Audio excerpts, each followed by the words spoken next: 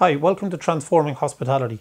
I'm John Fingleton, and today I'm going to be discussing the topic of careers versus jobs and the importance of both for our industry, and a highly anticipated topic of zero-hour contracts.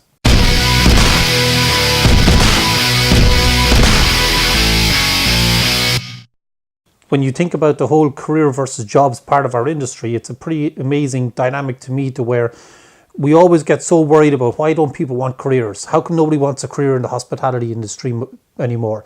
What are we going to do to attract people who want careers in the hospitality industry? Where sometimes I think if we can realize that we only need a small percentage of the people who actually want careers in the industry, because a career typically means climbing up the corporate ladder. But every step in that wrong reduces down the amount of people who can have it. But yet we get all bent out of shape as an industry as to, people just want a paycheck. They're going to go up the road for an extra euro an hour. What's the point in training them and developing their careers? But you're only training and developing a small portion of people who are going to have a career, who are going to go all the way to being a GM. Because for every hotel, there's only one general manager role. There's only one deputy GM role. There's only one food and beverage manager role. There's only one head chef. There might be 2 sous chefs, but there could be 8 commis chefs.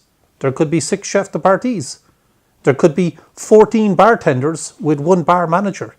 So do we need an industry that's so blindly focused and committed to always wanting to have people who want careers? Or do, as an industry, we need to realize we need people who want jobs and are happy to come in and work a 40-hour week or a 20-hour week or a 10-hour week, but agree up front what it is they want to work at and what you're offering them and how much you're willing to pay them to do the job. And then we have people who want careers. And sometimes the people who come to us saying, I just want a job, I need a paycheck, I need to put food on the table, I want a bit of part-time work to pay for holidays, end up realizing, wow, this is a great industry that I could have a career in. But for every 14 bartenders in a hotel, there's only 1 bar manager. Only one of them gets the opportunity to become a bar supervisor, to potentially become an assistant bar manager, to then become the bar manager. So it's an interesting topic that I find I have with both the owners and the operators of hotels, but also with the people in the hotels.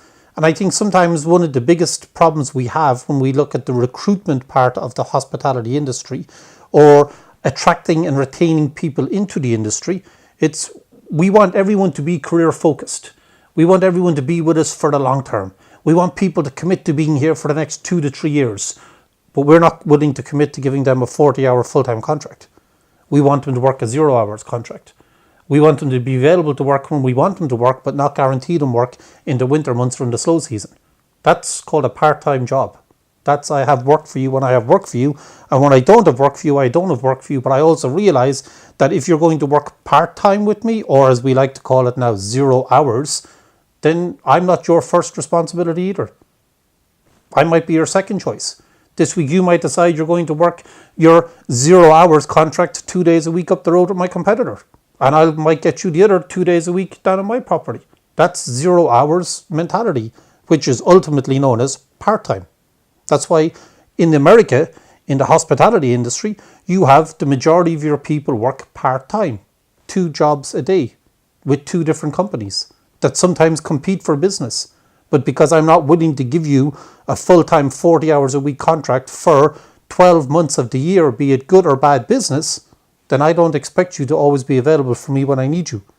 I'm going to make sure that I look after you enough and take care of you enough and invest my time and energy into wanting to understand you as a person and what it is you're looking for, and to teach you and educate you about what we're trying to do for our guests and make it maybe exciting enough of an opportunity to do your part-time hours with me that I'll be your first choice. For argument's sake, if I know you want to work on Friday evenings from 2 till 10 p.m. and that's what suits you perfectly, and I really see you as being a valuable member of my team, well, if I give you Friday from 2 to 10 p.m. every Friday, then I'm pretty sure you're going to want to work for me on Fridays between 2 to 10 p.m. and not go up the street to my competitor who's giving you Friday from 2 to 10 p.m. And if I've got full-time staff, maybe my full-time staff, who I'm guaranteeing 40 hours a week, should be the ones who work around my part-time staff. Not my part-time employees being told to work around my full-time staff. Because my full-time staff's buy into wanting to be with me, and a part of my team is, you will be guaranteed 40 hours a week for every week of the month of the year. Could be a different way of us looking at this problem of 0-hour contracts and careers versus jobs. And everyone thinking we need career-focused people, not people who just want a paycheck. The world needs both. Just like the world needs people who want to be self-employed and then employees. Because everyone who's self-employed needs employees to work with them and for them, otherwise they don't have a business.